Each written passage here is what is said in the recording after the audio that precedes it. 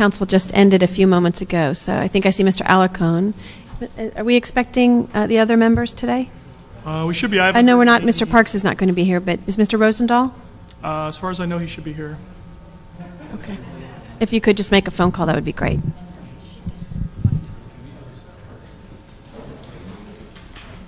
Okay.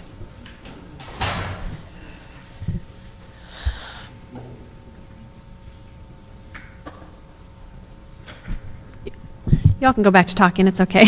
I didn't mean to stop your discussions.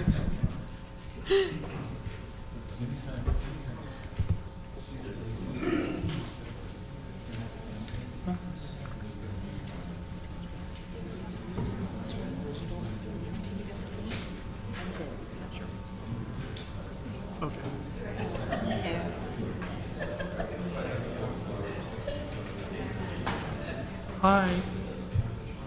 We're like, yeah. All right.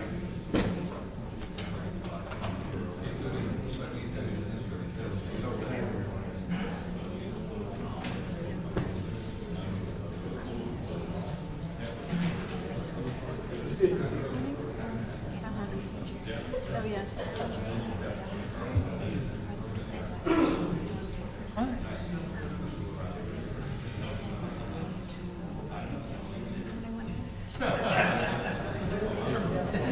Okay, thanks.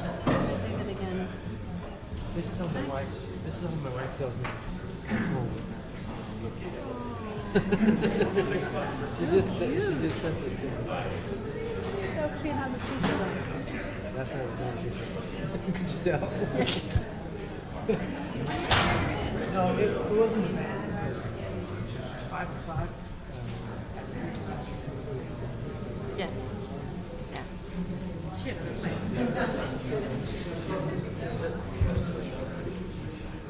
Yeah. My son had night terrors last week. Night terrors, you know, where you wake up and you're not really awake and you just start, you know, and talking it. You can't get him awake, you know. And he did like 3 times. And the next morning, you know, you're just like, a while ago. And it was only recently a friend of mine said they had the same thing happening. And what you do is just, if it happens like at a regular time, you wake them up 15 minutes before then. You literally wake them up. And you keep them up past that time. And it's supposed to stop. They read this on the internet. And it worked. So when your child gets older. Yeah. Yeah. I did that one time. Yeah. Just one time. Just one time. I walked in the neighbor's house to check to see if their door was locked. And my sister was walking by. It was like 11:30 at night. You're doing, yeah. She's the original. I said, I'm just checking to see if my eyes are closed. I'm just walking. It was weird. And then the next day I remembered. You did? You remember? It's so strange.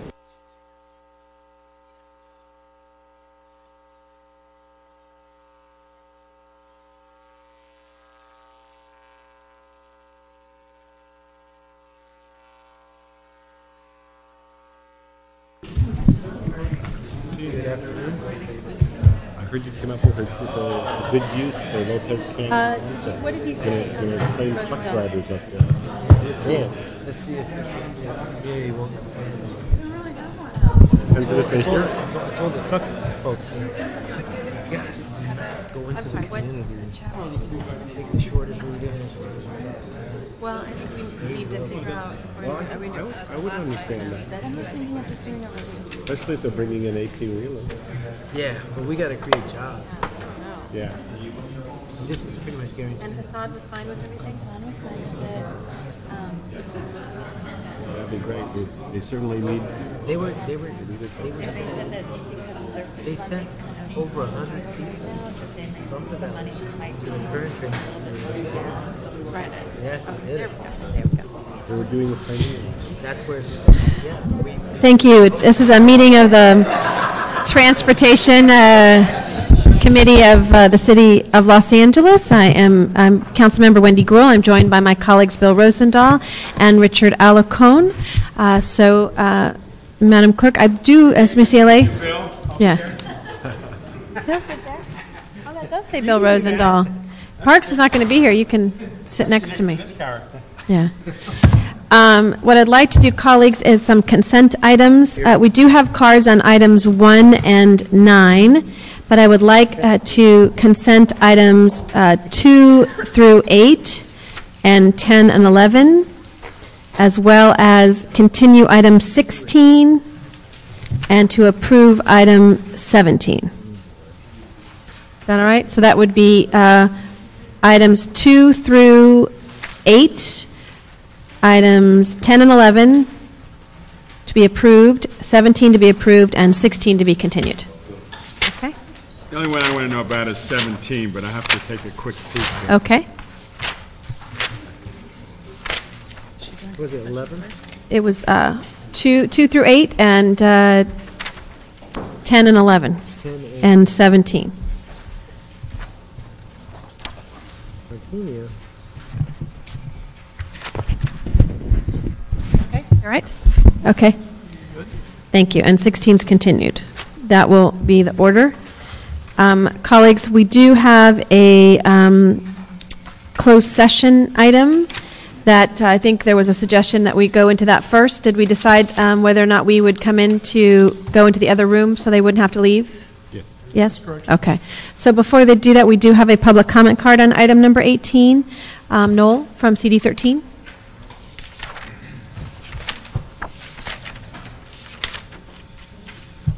Thank you. My name's Noelle Hyun. I'm here to speak on behalf of the Council District 13 office. As you'll hear from Mr. McWilliams from the City Attorney's Office in the closed session, his office has worked very closely with the DOT and the other involved parties on this agreement. We feel that it adequately addresses the concerns of all parties involved, and our office is supporting the recommendations contained in his report. And of course, we will continue to work with the city departments to ensure the proper implementation of the terms in that agreement. Thank you. Thank you.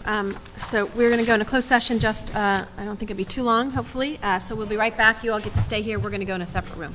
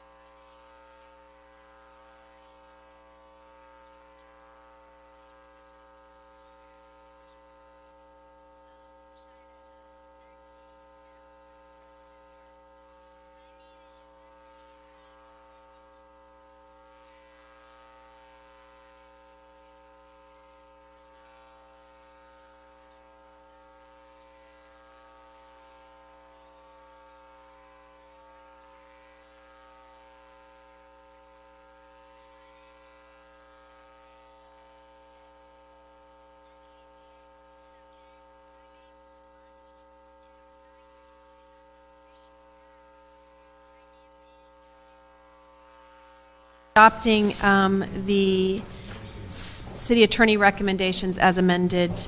I don't believe we need to read into the record those recommendations. We can ask the city attorney when he comes back if that's necessary. I'd like to go to item number 1. We have 2 public speaker cards, Danelle Elliott and Diana Plotkin. Item number 1 is a DOT report and resolution relative to the renewal of temporary PPD number 106. Did they? Diana Plotkin is here. She is in the. She may didn't hear you. Oh, I'm sorry, I couldn't see you. Are you here on item number 1, Diane? No, we're here on item number 12. Oh, on item 12. For some reason, they had you as number 1. Okay. We did them all. All right, then, colleagues, we'll go ahead and adopt item number 1 before us. Without objection, item number 1 will be adopted. Adopted. Our next item is item number 9. Item number 9 is the DOT report and resolution relative to the establishment of an overnight parking district number 531. Yeah. Item number 9, we do have a public speaker card on Doug Haynes. Pauline. From Doug Haynes. Give Pauline Chan a big hand. I hate to. I want She those does a humps, great Pauline. job. Good job. Do the humps. What about 2? Humps and Thank bumps. you. Thank you for your Pauline. patience. Hi. Consent? Okay. And Thank you very much. My name is Doug Haynes, and I represent the area immediately east of this proposed parking district for the East Hollywood Neighborhood Council. And while I and my neighbors enthusiastically support the establishment of this overnight parking district, we also recognize that if it's created, all of the homeless vans, the haul trucks, the prostitution activity, and the drug dealers will merely move across Western Avenue to our neighborhood. In anticipation of this, last year we collected the necessary signatures to establish a parking district in our area, and that was approved by DOT. A congestion study was scheduled for February. We all got ready for it, and then DOT never showed up. When we inquired why, we were told that there was no funding for the overtime for a DOT individual to come through, approximately $300 to $500. We offered to cover this expense as a neighborhood. We were told there's no mechanism for that. So there's where it stands right now. We would appreciate, perhaps, as a condition of approving this overnight parking district, which again we think would be fantastic, that somehow we be allocated the meager funds necessary so we can have our congestion study and we can also go forward with our parking district, because doing so will benefit us greatly. We had, just a few years ago, one of the highest prostitution rates in the county of LA. We have a terrible problem of homeless. We have an awful problem of drug dealers and so forth. So we need your help on this, and we need a parking district. Why don't we do this, because I don't want to hold up their parking district. No, not at all. And so this will go to City Council. So between now and the time it goes to City Council, ask the Department of Transportation, and I assume this is in CD 13? Yes, it is. And we do have we have the support of CD 13 for our parking CD district. 13 and Alan to talk about where we are on their project, because we don't want to just move it from one place to the next. And so between now and the time we go to Council, we'll have an answer for you as to when and how that's going to happen in your area. Okay, well, thank you so much. You're Let very me ask you welcome. this, Madam Chair. Is somebody from the city here to talk about this one? Yes, Alan Willis. Alan, my big question is this. I have the same issue in Venice as I do in other parts of my district. Historically, various parts of the city, be it the former council members or DOT or others, have put overnight parking no here, overnight parking not there, 2-hour parking here, and this kind of thing, and has now pressed these folks into a series of streets where I'm having outrageous conversations with residents on a particular street. It's 5th Street right off of Rose, where they can't even park in front of their houses. There's no backyard park, they have no parking. No off-street. No off-street parking. Okay, they've come to me in an emergency session last week, wanted me to do emergency no parking because of the issue. They can't park their cars, a lot of the same issues you've just heard about this. And what we have been doing, frankly, is just criminalizing by moving these people around. This doesn't solve any problem. It solves the neighborhood, that particular block. But have we thought of, in this particular incident, any place where these campers can go that is legal, that gives them the opportunity to live, or are we just continuing, like we're doing in my district, frankly, pushing it around to different blocks. Okay, for this particular district, no, we did not address an alternate location for them to park between the hours of 2 a.m. and 6 a.m. Right, so that's why the constituent is clear. He doesn't want it on his block. Who wants any of that in their blocks? But I know Mr. Garcetti, and we work together as council people. They do have outreach with some of the social service agencies. There's some people, they have a variety of challenges, they all do, but some just, they park their vehicles, but they may not be living in, they don't want to pay for It's just all I'm looking that. for a model to deal with my problem Right. in Venice, and I want to see if anybody's got something. Yeah, okay. So you Thanks. don't? We don't. Okay, thanks. All right, but if you could work with CD13, Noel, who's here, and Doug, right? Doug Haynes, and be able to get to us before it goes to council, the status on their proposal. Yes, I will. Okay, Thank thank you. you. Thank you. Without objection, we'll adopt item number 9. Next item. Item number 12 is a CLA report relative to the City Council Transportation Session, instructions to city departments in connection with the January 29, 2008 City Council hearing on transportation. Diane and Danelle, would you like to speak before they make their presentation? After, okay. What item is this? Good afternoon. Manuel Alex Moya from the CLA. On January 29th, 2008, the City Council had conducted a one-day hearing on transportation issues impacting the city. During the session, the Council considered presentations from two city departments, DOT, Department of Transportation, and Department of City Planning, relative to their current efforts to implement effective transportation programs. Presentations by local and regional transportation experts were given on several topics, including the status of traffic and transportation in Los Angeles, and possibilities for new and potential sources of revenue and strategic planning activities for the city. Based on the presentations, the council members asked questions and issued about 25 instructions to departments. Since the meeting, 2 items have been amended by Councilmember Garcetti's office, and for the record, Councilmember Garcetti is requesting that item number 6 be expanded to also direct LADOT to work with Metro to explore extending Red Line for late operations with a possible pilot program. And for number 8, item number 8, Councilmember Garcetti is requesting that he direct the CLA to form a working group that would include LADOT, the Police Commission, DCP, CRA, and the City Attorney to explore ordinance changes that would allow for the creation of a valet district in Hollywood to deal with various problems associated with the current valet program, such as overleased valet parking spaces, lack of enforcement, need for more valet zones, conflicts between multiple valet companies, evening congestion, and the lack of coordination between city departments relative to valet activities. So those are the...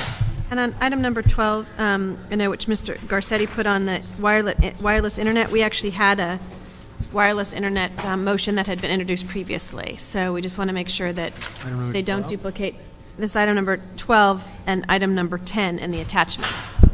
Okay. So just so you know, the department is already preparing the And we'll document coordinate with based on them an on that, earlier yeah. motion. Okay. So that that it's, again, that we don't ask them to duplicate their efforts on that. Okay. Colleagues, this was we had the all-day transportation meeting, and these were the instructions based on that. And what we want to make sure we do is that as this goes through City Council, that we have through the Budget Committee, some of these discussions may take place, and to be able to have report backs for that. And so with that, I'd like to ask our 2 public comment speakers, Diana Plotkin and Danelle Elliott. Could be a real breakthrough.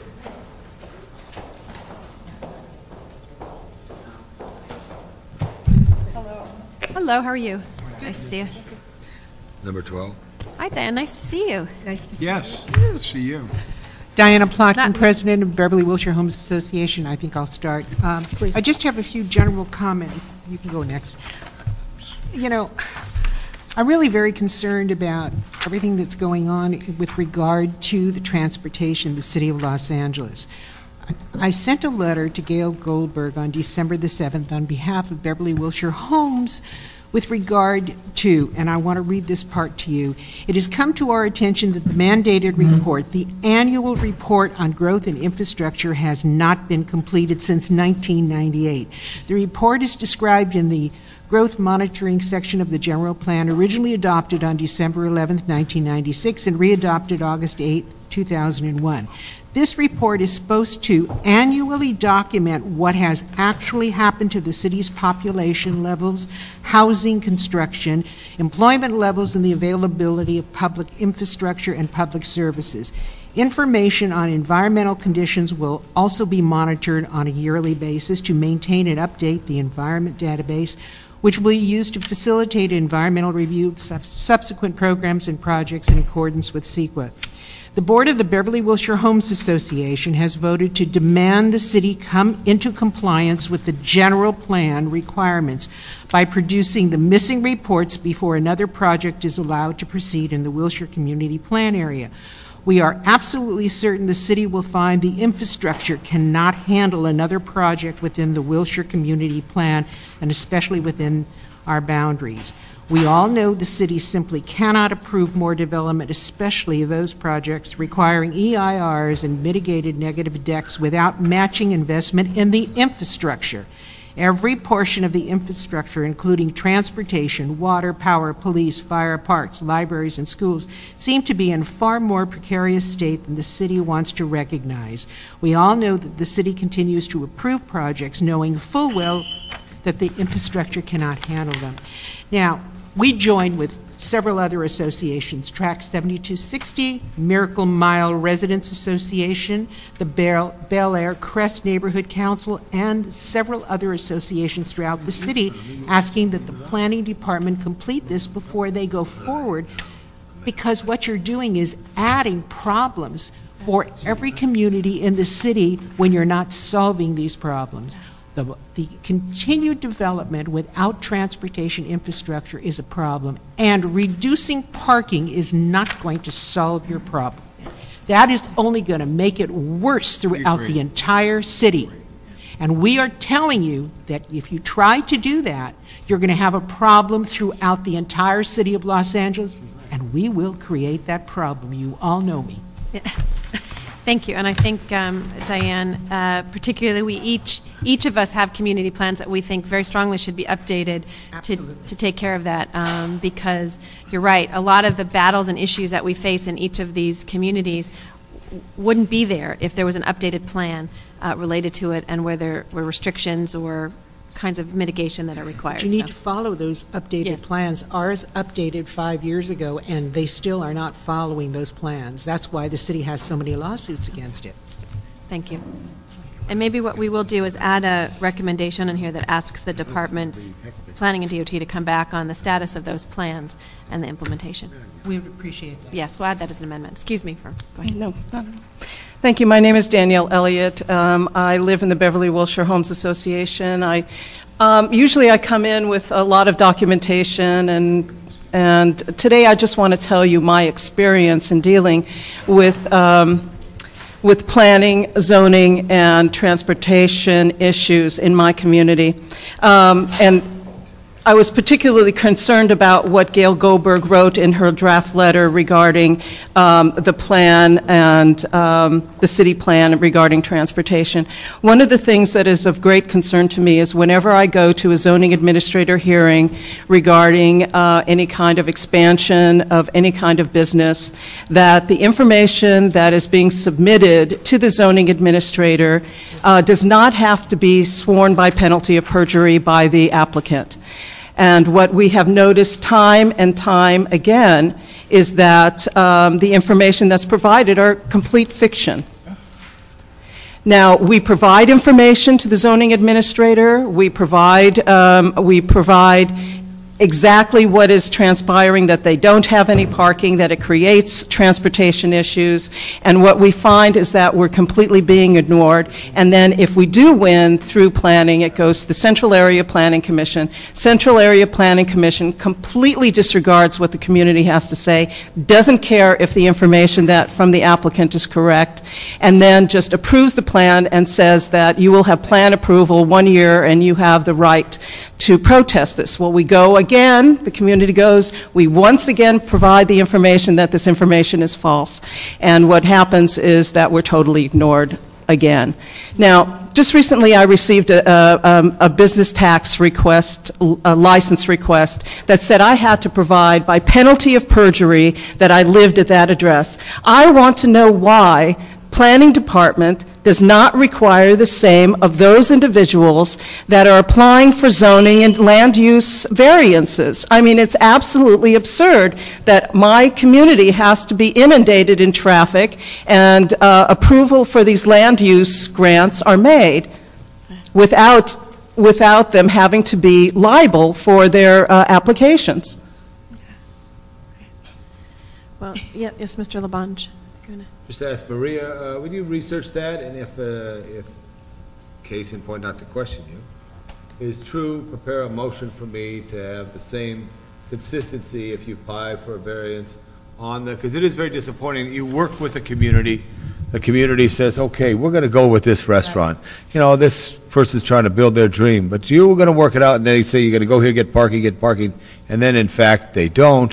That is something that's disingenuous, wrong, and cheats the neighborhood. So if that's true, then we ask there be an ordinance in Los Angeles that says if you do get parking from this day forth. I would almost like to see us too at some time, and that we would say in the year 2021, and I just throw that out there just because it's out there, that all businesses must have required code parking at that time, because there's many places that will always, I'll go out of business, I'll sell my restaurant to this gentleman here, and he'll be very responsive, but then he may sell it to Sharon. No, Sharon, I don't want to pick, I don't know him as well as I know Sharon Shapiro, and Shapiro does a good job at the food, but not at the infrastructure of the operation. Get it caught up to date. I don't know if we would do that. It's just like how the county did term limits. You know, they did term limits on their elections. They said 2018 or something. They threw it way out there for those supervisors. So Well, I wouldn't throw part of my far district out. that No, I know. part of my district that has restricted parking, 2-hour parking, and the company has hired someone to move all their employee cars every 2 hours. Exactly. That's I exactly thought that what was very happened. Right. We spent that much money to hire somebody to do it. So. Right. Thank you. Well, we You're will welcome. add both of those. Thank you very much for being here today. And the amendments by Mr. Garcetti, will add those too, as well as the ones we've talked about today. Okay, thank you. Thank you very much for being here.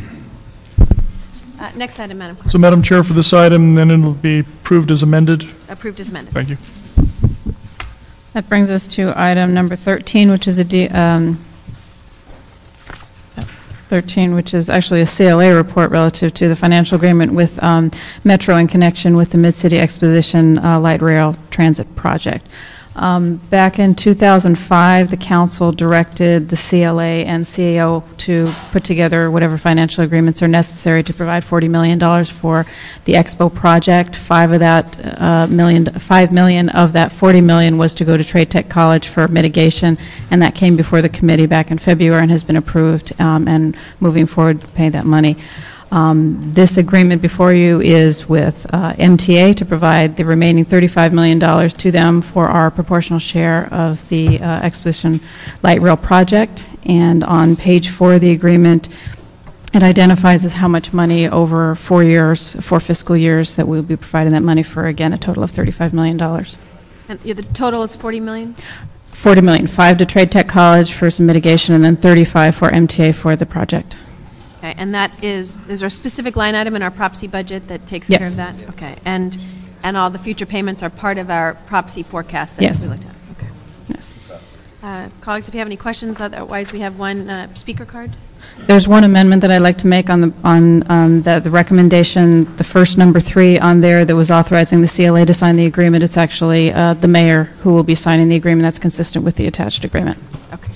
I have some Thank you. questions. I'd like the staff from MTA Sure. to come up. MTA staff. We're not talking about my rapid bus on Venice Boulevard. Good afternoon. Good afternoon. Arthur Henry, Metro Government Relations. Good afternoon.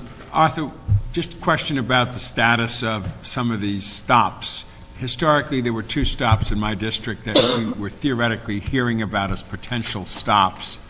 One was at Sortel, and the other one, of course, is over at Bundy. Yes. Where are we with those stops, and what seems to be the new discussion going on? You know, Council Member, I'd really have to get back to you on that because I know the Exposition Light Construction Authority has been holding hearings in terms of Phase 2, and I'm really not up to date on what their latest thinking is. I'd heard some talk about the stop at Sawtell as opposed to the stop at Sepulveda, but I would need to check with them and get the appropriate people back in contact with you and your staff on that. Okay, because we'd like a report back on that. I have a big district. We're gridlocked all the time. And I certainly support the Expo. Frankly, I'll even be more public and say the Exposition Boulevard right-of-way is quicker and easier, and cheaper than the other one going down Venice to Sepulveda. And of course, the one that would have been the right one was down Venice Boulevard to the beach, to Venice Beach, where we have 1 million people. But I'm not going to jeopardize the great energy of Santa Monica historically and getting it to the Sears Center at the 4th Street, the Sears over there by the pier. Because we want to get it done. We've got to get it done. We can't get old and die before they get the Expo line in. It's got to happen now. So I'm 100% with the strategy. But I need 2 stops in my district.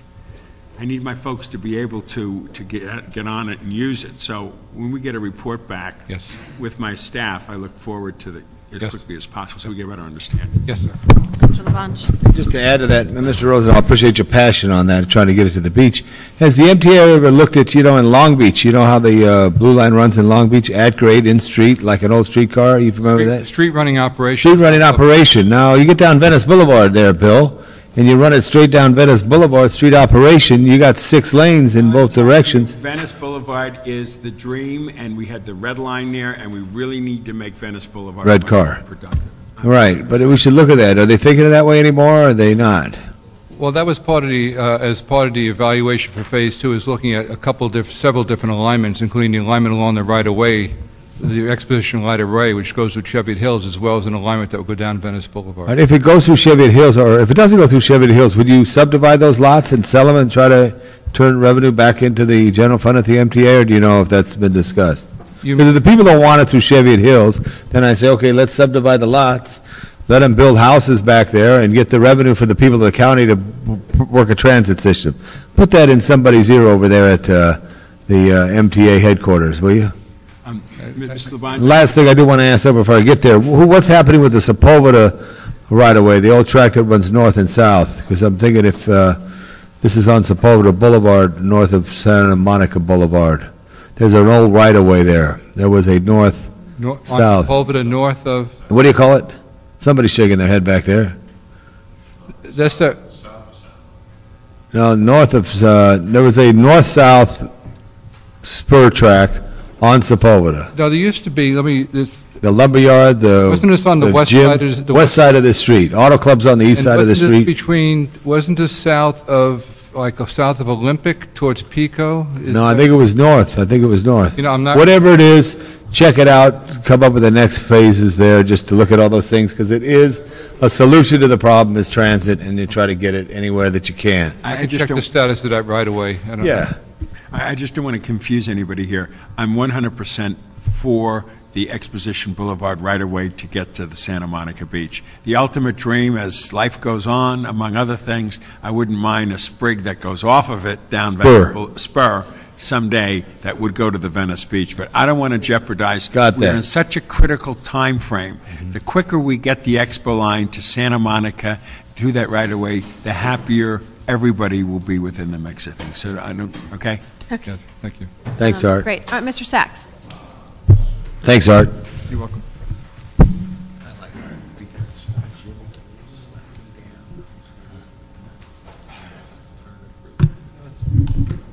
Good afternoon, Arnold Sachs. I believe I can answer your question, Councilman Labange. They'll get to your light rail, your rail line right after they get to the Harbor Subdivision line in South Bay. My comment here is basically, when I read this at first, I thought I confused it with the regional connector, the downtown regional connector. So I'm curious because I read the report, and there's no mention of Mid-City as there is on the agenda item. You have Mid-City / Exposition Light Rail Transit Project. It's the Exposition Light Rail Transit Project. It's nothing to do with the Mid-City.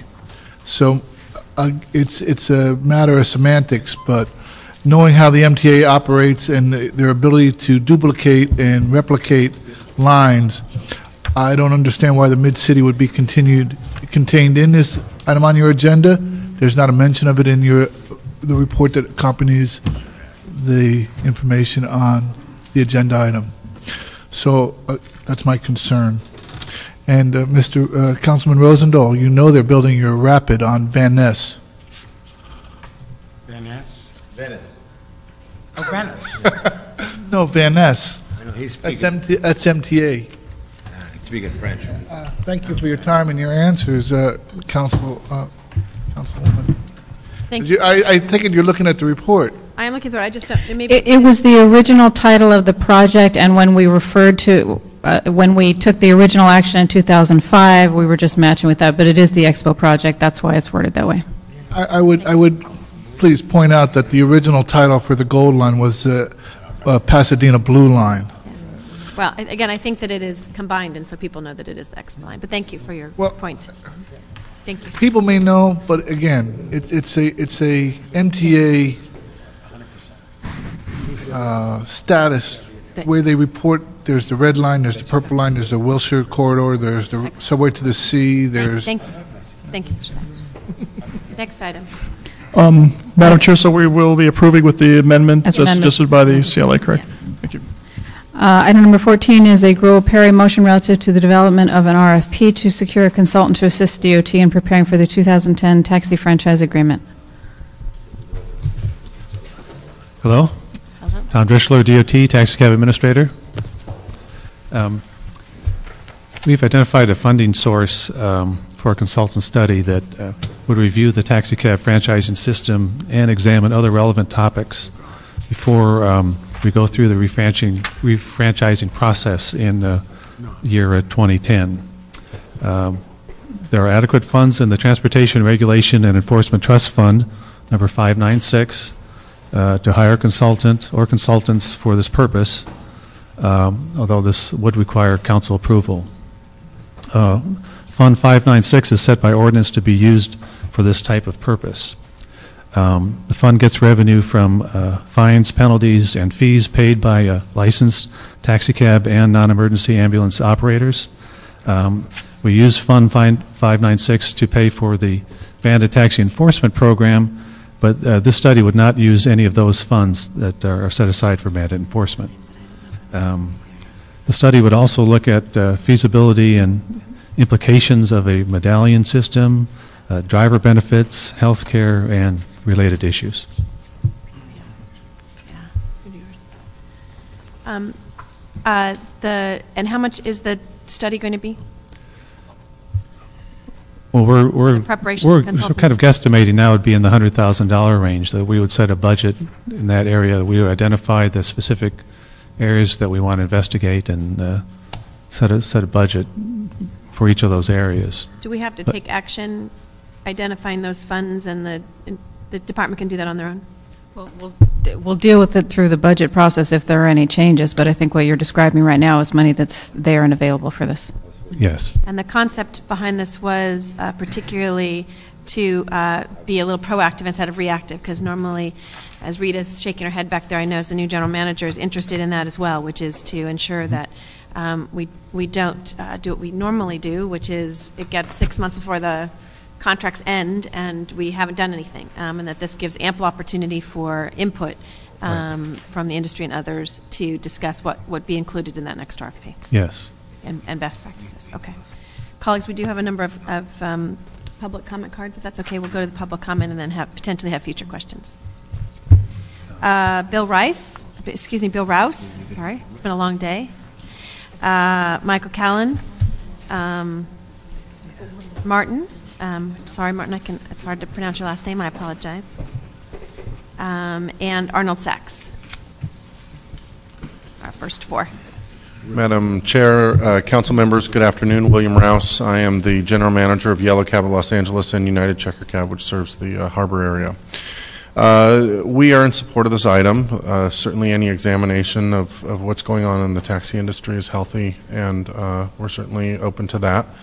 In addition, we would like for the council to consider the fact that several of the cab companies have received their one-year franchise extensions as they became available due to excellent performance from the beginning of the franchise up to date. And many of those franchises, including the two that I represent, have now exhausted their franchise extensions. The franchise extensions have been a very effective tool at compelling the cab companies to act by the rules and to provide excellent service.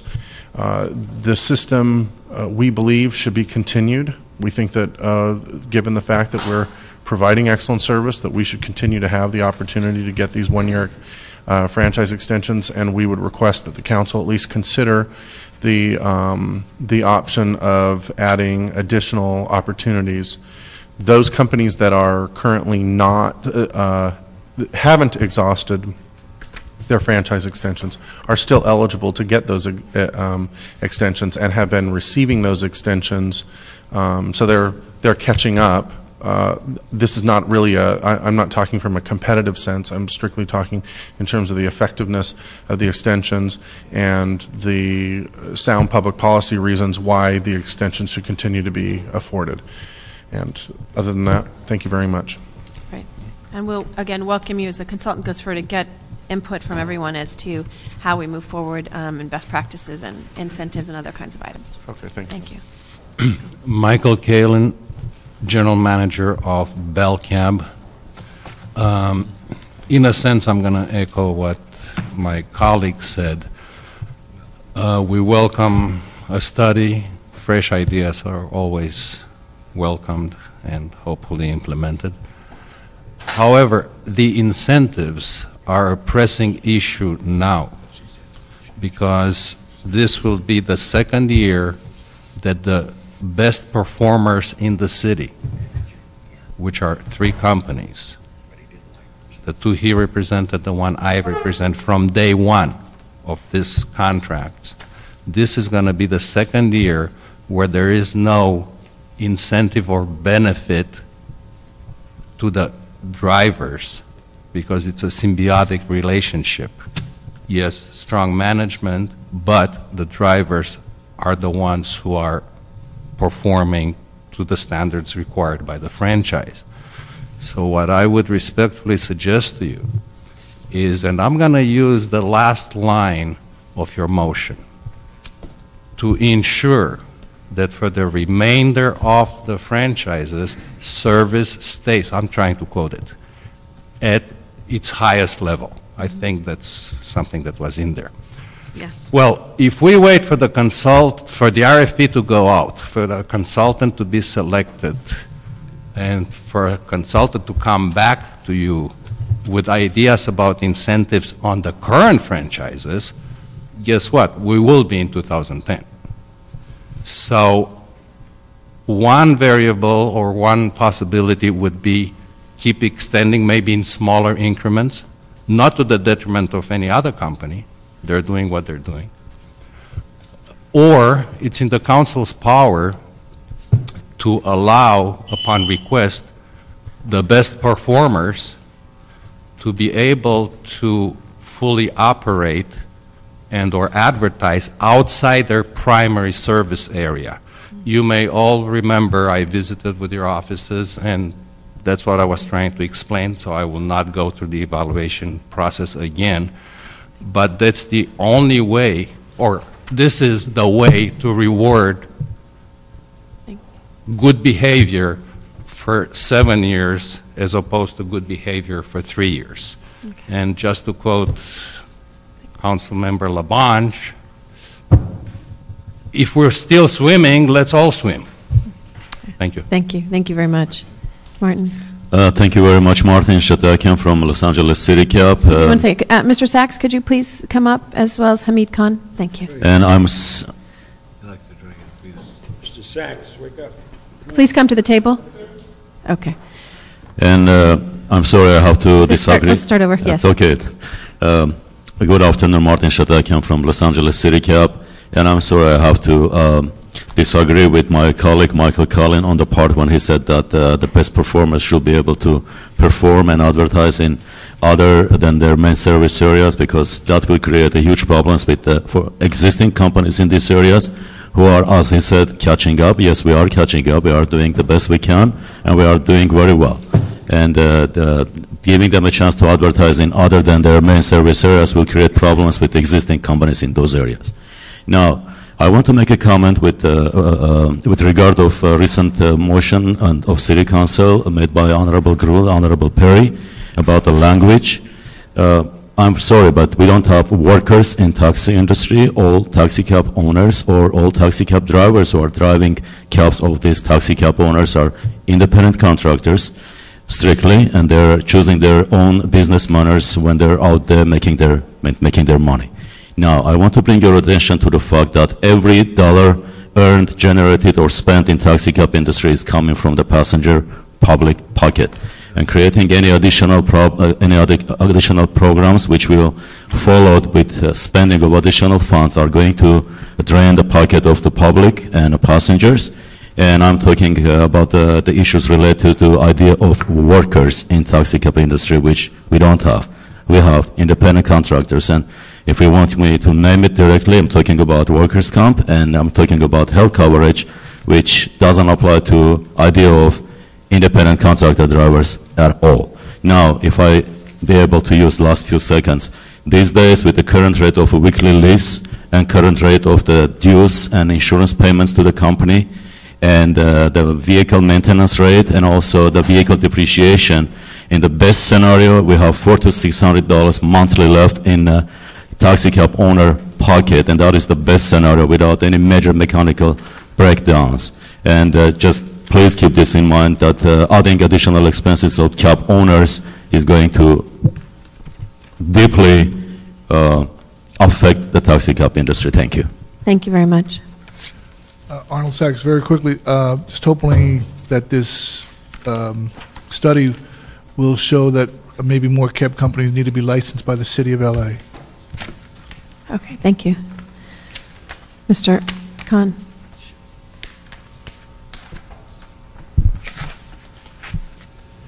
Thanks. Hi, thank you.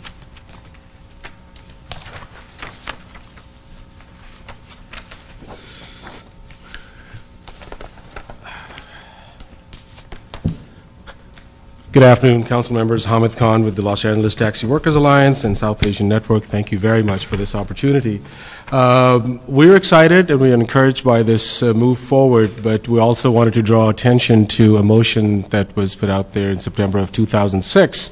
And we were really encouraged by that motion because one of the key factors, the last paragraph talks about to ensure financial accountability and transparency.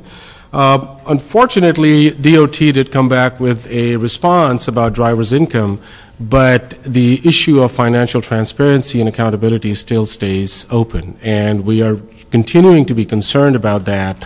And if the holding lot contract was any indication of how taxi companies operate their business, where Laura Chick's audit found all these unethical standards and a violation of public trust, we believe that as we move forward, and we want to be partners in that, it is incumbent upon that there needs to be an evaluation of how companies are conducting their business. They are obligated to the city. This is the city's contract. This is the second document I gave you is a report from the LA Times, which talks about death threats, which talks about financial corruption. I mean, this is from July 13, 2006. So this is an industry which is rife with corruption. The drivers have been saying that. The UCLA study highlighted that. The Controller Chicks gave you an indication of what's going on. So, and the last document that we put together was again submitted to this forum on April 11, 2007, which also includes our own legal analysis of the authority of the city under the city codes, the state codes, and the county codes. So we feel that it is incumbent upon the city before we move forward that they need to really look back and what are they going to offer the consultant to look at? What kind of evaluation has been done? What kind of companies and business practices is the city engaging into its contractual agreements with? So we look forward to that and we hope that the city embarks on that effort. Thank you.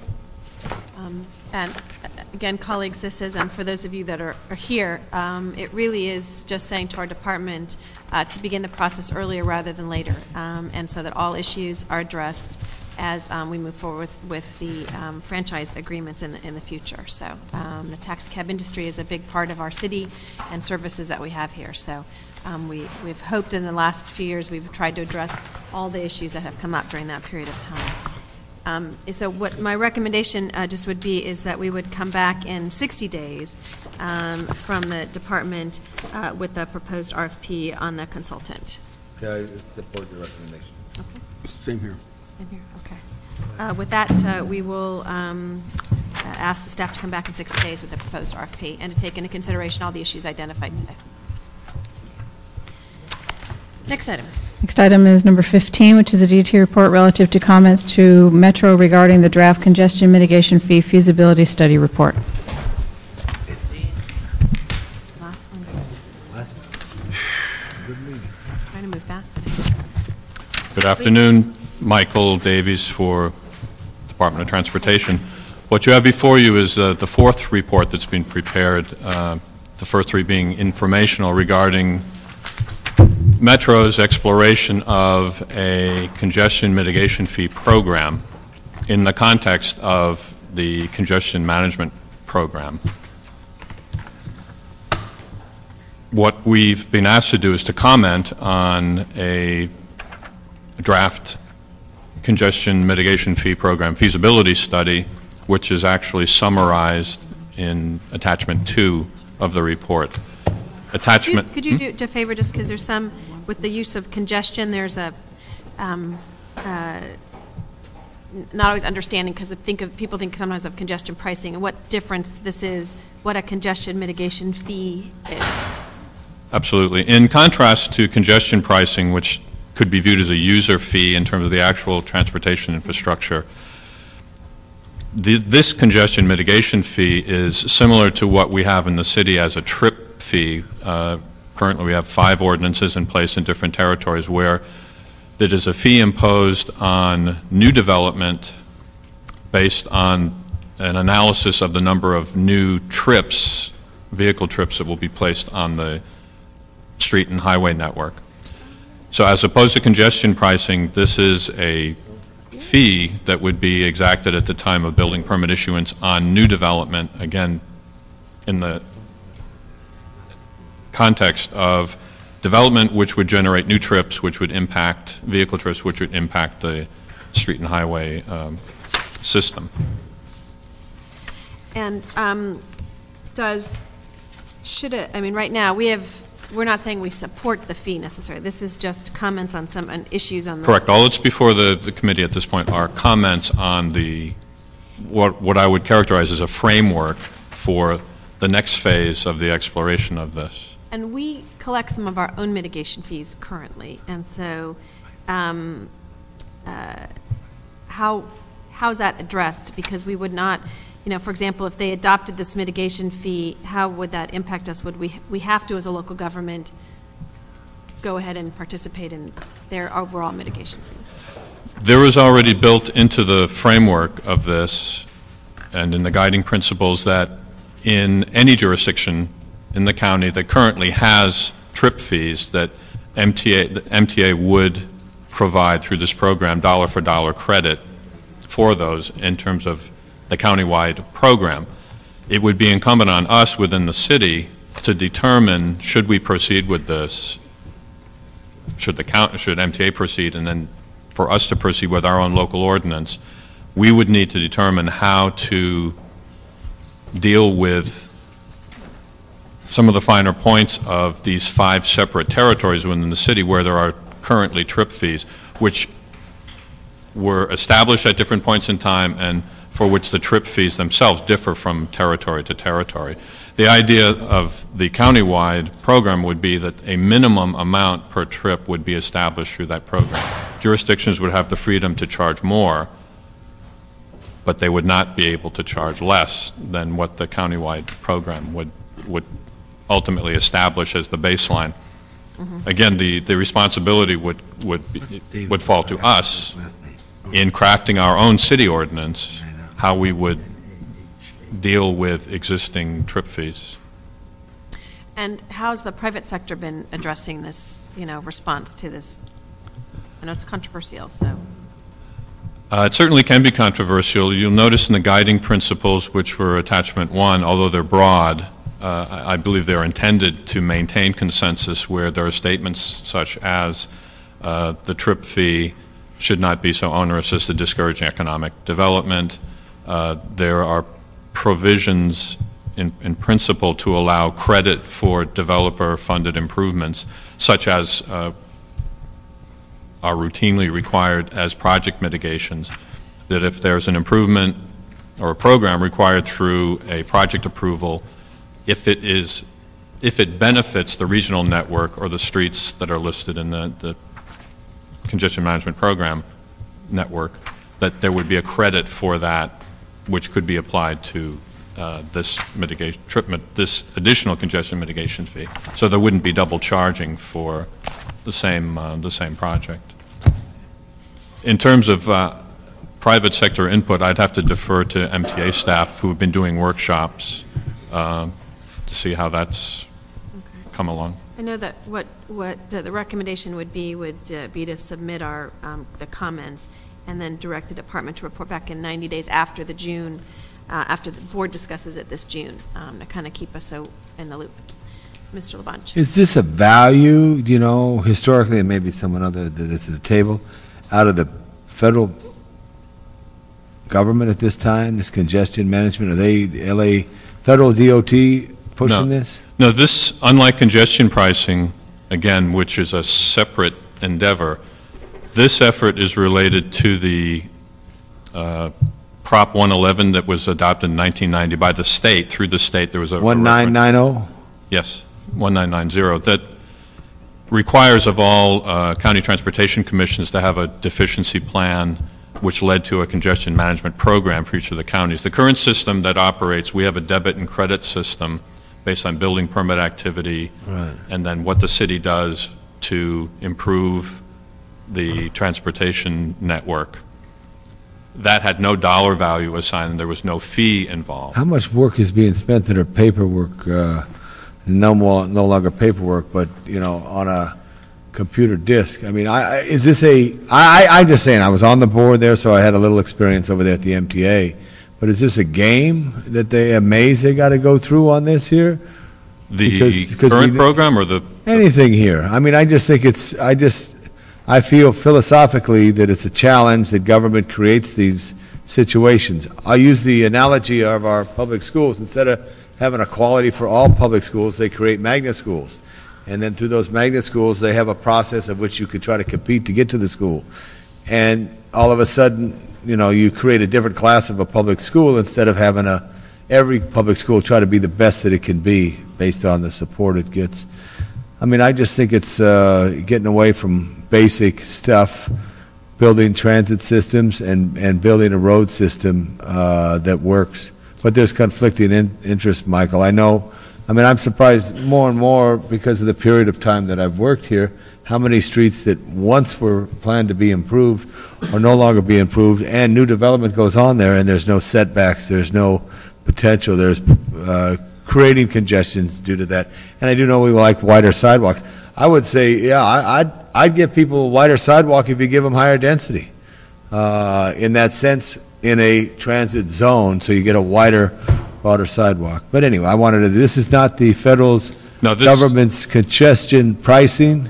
No, this is not congestion management, which is from a state mandate that's in the state government code, a requirement placed on all the counties. What are some of the other counties doing? There are actually a number of counties in the state of California who already have in place congestion mitigation fees, or in some manner a trip fee that's countywide. Others are considering them. In our particular case, as you realize, in the past when the general plan framework was being developed, there actually was consideration of a citywide trip fee. That was never implemented. Just in your discussion, give us the other cities or counties, that are focusing on this. In the future, you're reporting back. I don't want to take any more of the committee's time. Thank you, Michael. All right. Next conversation. A couple of 3 quick questions.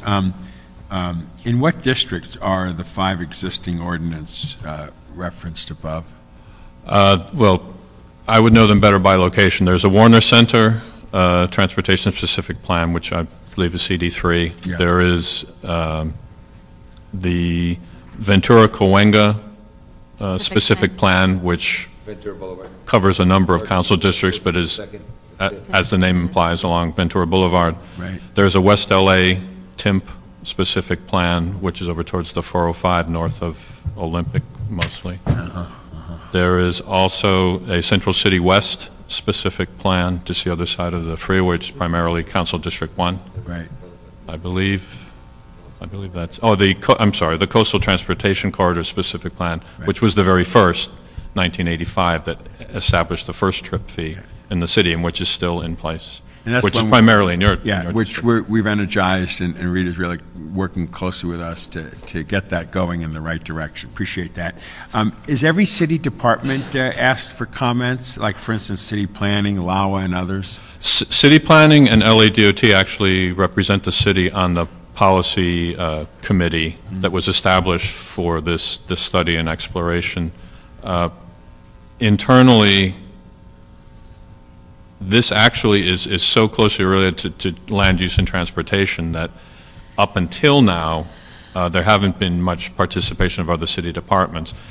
There will subsequently be that in the next phase, in the Nexus study, when we start to get into issues of the cost of improvements and all the jurisdictions agreeing on benchmarks in terms of cost, as well as going over population projections, employment projections, all the steps that you need to go through in order to establish a mitigation fee, as required by state law. Will you get LAWA involved in that, you think, or DWP as well? We certainly could. I'm just saying you're getting a greater reach out if you bring those groups in. Maybe have a conference, a city department conference. And the last question is, how will this be implemented and work?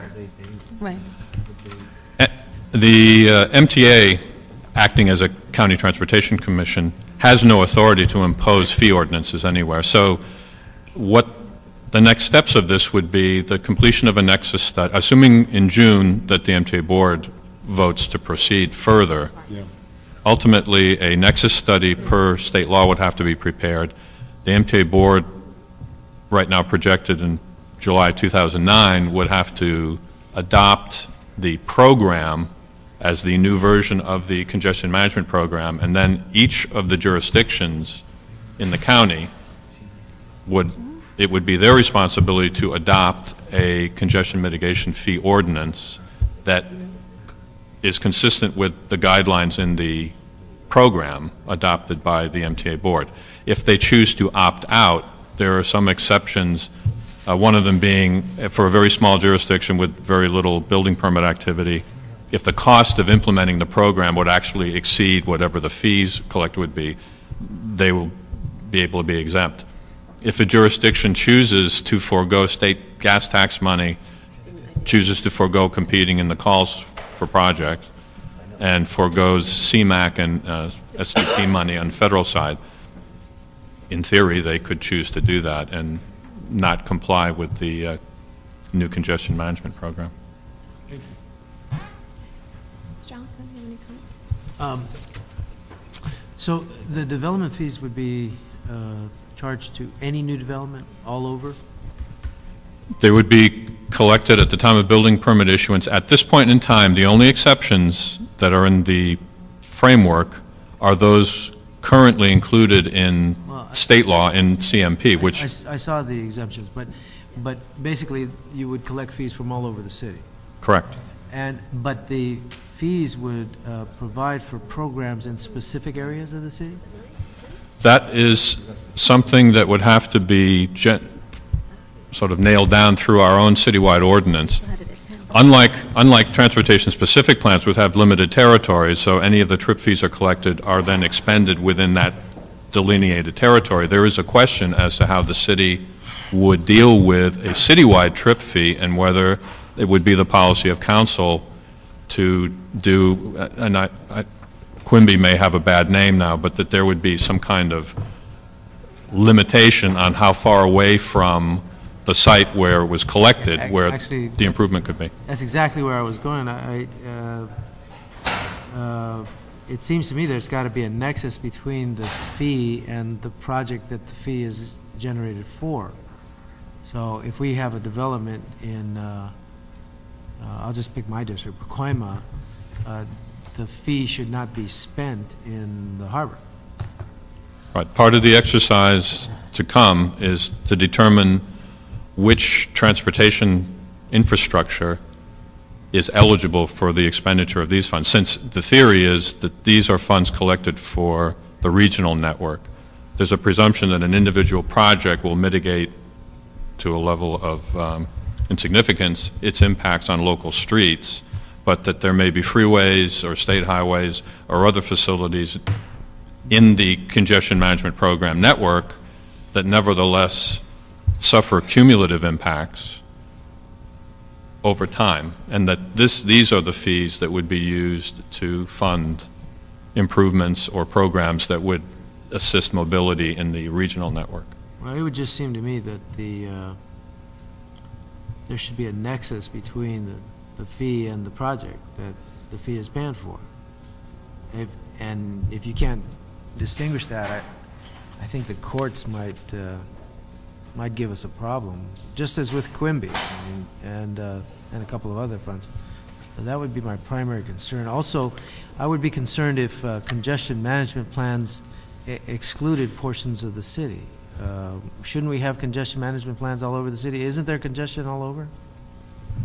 I don't think there'd be much argument about that, although to varying degrees. But wouldn't there be sort of issues of discrimination if they're in areas that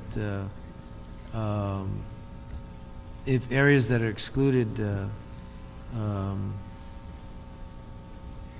if there are areas that are excluded, wouldn't we open ourselves up to criticism for discrimination and disenfranchisement?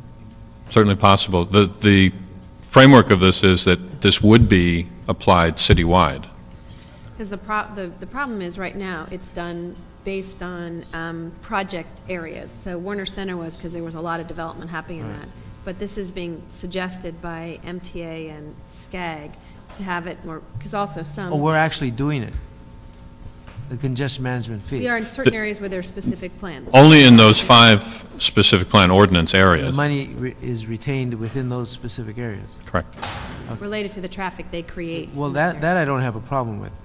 But if we go citywide on the fee collection, I would have a problem if the money didn't go back to a project that was within the area where it was generated. And frankly, as a council member, why would I want to encourage development in my area if the fees are going to be going outside? I mean, it's just like Quimby. Or as you have said, projects that happen outside our city that impact our region and we get nothing for it. So I know you. I wasn't even thinking. Bear in mind, this is a framework. For 88 jurisdictions, the city of LA being 465 square miles, there are considerations that when we craft our ordinance to implement this program, that wouldn't be considerations in, say, West Hollywood, 1.2 square miles. So it would be incumbent on us to craft our ordinance. Are community redevelopment areas exempt from this? Currently, no. Because it would seem to me that you'd be taking community redevelopment money and supplanting it someplace else, unless the project were in the area. So that would be one of my recommendations, is to take a look at exempting CRA areas unless the project is within the CRA zone. At this point... Unless the fee is spent within the zone. Right. At this point, the next step for MTA to proceed to is the actual nexus study as required by state law for this program. Again, should the MTA board proceed to actually adopt the program and substitute it for the current CMP, it would be up to the city to craft its own ordinance where there might be. We can craft our own restrictions on where the collected fee money would go. Why not? No, I said we could. Oh, we could. We could, absolutely. Okay. No, absolutely. Okay, so let me ask you this sort of theoretical question. In a bad economy, is this a good time to do this? Or is it better to do it in a good economy, a robust economy? I'm looking to, I don't know what time he's doing it. I think the experience is varied on that. In the city of in the city of Los Angeles, the examples that are out there in terms of trip fees, in Central City West, it was imposed at a time when there was a lot of speculation going on, but not any real development. In Warner Center on Ventura Boulevard, there was, and in the Coastal Transportation Corridor, significant development going on at the time that the fee was imposed. Whether the imposition of the fee actually becomes an impediment to new development is an open question. I don't think the academic record or the studies are definitive on that.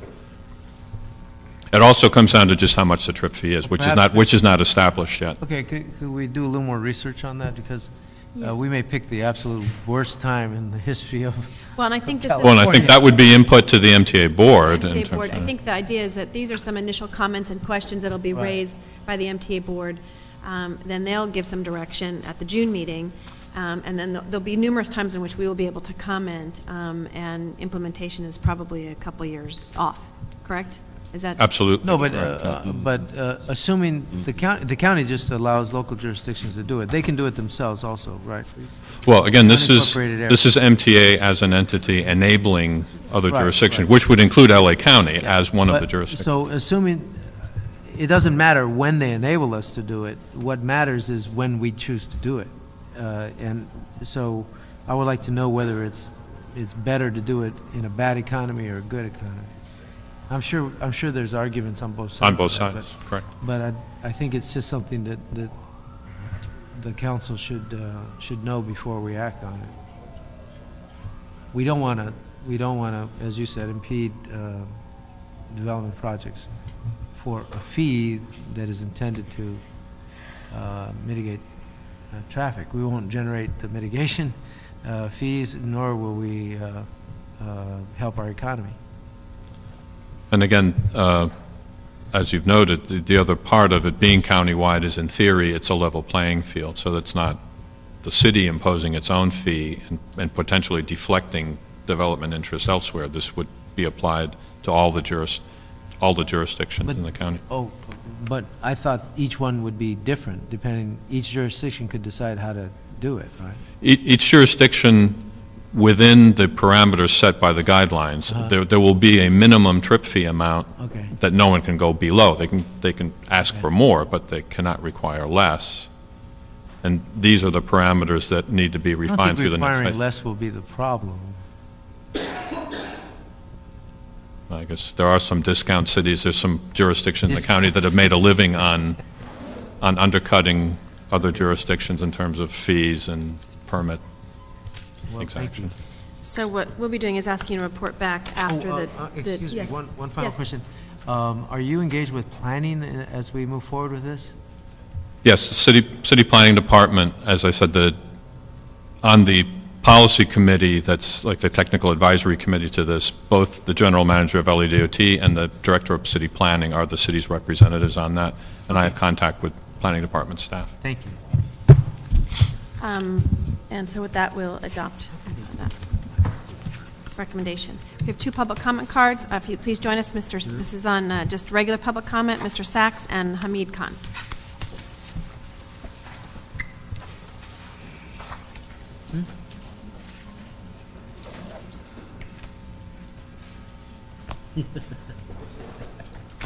Okay. Good afternoon, Arnold Sachs. The reason I talked to you earlier about the Expo Metro, Expo line, Mid-City line, I just wanted to make a comment about the regional connector transit line, and I hope that from what has been established, this line has been is being looked at as a connection between to smooth out the commute for thousands of who take rail into the city, center city each day. It's actually so bogus, so it's unbelievable. The only smoothness that will occur will be the people who take the Metrolink train will not have to run through the station and go down 2 flights of stairs to catch the red line. Otherwise, they can just walk one flight of stairs to the Gold Line station where they'll be able to pick up the East Side Extension, take that one station to catch this mid-city transit connector. So instead of just taking one train to get into Midtown LA or downtown LA, they'll actually have to take two trains, which is MTA at its best. I'd also like to point out that another item on my public comment. On February, at the Housing, Community and Economic Development Committee, there was an item on their agenda for funding from CRA and CLA for the 103rd Street Blue Line Park and Ride Facility in the Watts redevelopment project area. And I'm just curious because back in December, out of this department, there was an invoice to do some work on the Orange Line Bikeway improvements. So why would one be out of the housing development for a rail system park and ride, and one out of the, why wasn't both of the funding coming out of the transportation department? And then finally, I wanted to mention something about the 2008 long-range transit plan. Did you know that Santa Clarita and the city of Orange and Orange County both have orange lines in common? Thank you. Thank you. Hamid. Thank you again, council members.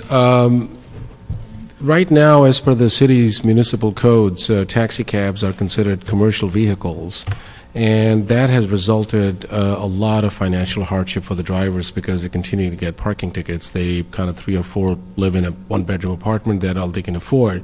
So Councilmember Rosenthal and Councilmember Hahn have put that motion out in October, and somehow we're still waiting for that to move forward, and so we would really appreciate it if. I don't know if we have a specific date. We have talked about it, but the city, we've already had conversations with the city attorney. I know both Mr. Rosenthal has as well as our office has, so it has not been lost time in that period of it trying to figure out if there is a way in which to address that, to carve out just one commercial vehicle versus others and how we do that. That's the challenge I think the city attorney is looking at, but they're looking at it right now. It's so an average of about $700 or $800 a year that they end up paying, so it's really a lot of financial hardship. We'd appreciate it if that can be expedited. Great, and we do know that's an issue. Thank you very much, and thank you for Mr. Rosendahl and Ms. Hahn for introducing it. Appreciate it. Thanks. Thank you. All right, with that, meeting's adjourned.